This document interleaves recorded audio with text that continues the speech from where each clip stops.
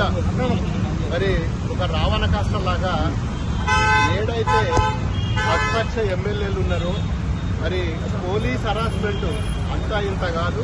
మరి దానికి నిదర్శనమే ఈరోజు మెదక్లో మరి ఏమి సంబంధం లేకుండా ఒక టీఆర్ఎస్ నాయకుల మీద ఎస్సీ అట్రాసిటీ కేసు పెట్టడం అంటే ఇక అంతకంటే దౌర్జన్యం ఇంకోటి లేదు.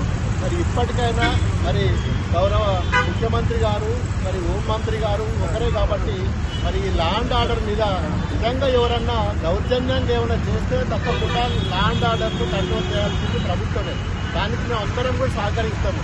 కానీ అన్యాయంగా దౌర్జన్యంగా మరి మా కార్యకర్తల మీద కేసులు పెట్టి బనాయించి ఇష్టానురాజ్యంగా చేయడము, ఏదైనా చిన్న మీటింగ్ పెట్టుకుంటే కూడా మొదలే అరెస్ట్ చేయడము, ఒక ధర్నాకార్డు పోతే అరెస్ట్ చేయడము, ఎస్సీ కేసులు పెట్టడము, ఇది చాలా దారుణం. ఎవరినో సోషల్ మీడియాలలో ఒక చిన్న పోస్ట్ పెడితే కూడా మరి పోస్ట్ పెడితే కేసులు పెట్టారు, సరే ఓకే. మరి మీ సైడ్ నుంచి కూడా పోస్టులు పెడితే మరి మేము కంప్లైంట్ ఇస్తే కూడా చేయాలి కదా. దాని మీద ఎలాంటి దర్యాప్తు ఉండదు, దాన్ని పట్టించుకోరు.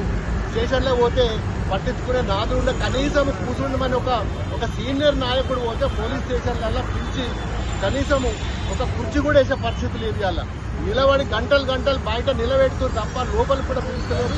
ఇది గతంలో కూడా మీరు కూడా ప్రతిపక్షంలో ఉన్నారు, మేము అధికారంలో ఉన్నాము. మేము ఎక్కడ కూడా ఇలాంటి పనులు చేయలేదు, ఇలాంటి దుర్మార్గం పనులు చేయలేదు. మరి ఇది ప్రజాస్వామ్యము, ప్రతి ఒక్కరికి కూడా మరి ప్రశ్నించే హక్కు ఉంటుంది. దాన్ని కాలరాసిన వాళ్ళు మరి ప్రజలు గమనిస్తున్నారు. మరి దీన్ని పూర్తిగా పరిగణనలోకి తీసుకోవాల్సిందిగా మరి ప్రభుత్వాన్ని, డీసీపీ గారిని, శివధర్ రెడ్డి గారిని కూడా మేము మరి కోరడం జరిగింది. వారికి కూడా దరఖాస్తు చేయడం జరిగింది. దీని మీద చర్య తీసుకోవాలి. మరి మామిళ్ళ అంజనేయులు ఒక సిన్సియర్ కార్యకర్త, మరి ఎవరితోటి కూడా సంబంధాలు పెట్టుకోలేదు. ఆయన కాంగ్రెస్ వాళ్ళతోటి అనవసరంగా మరి ఆయన మీద ఎస్సీ కేసు పెట్టడము, ఆంజనేయుల మీద దాన్ని విరమించుకోవాలి.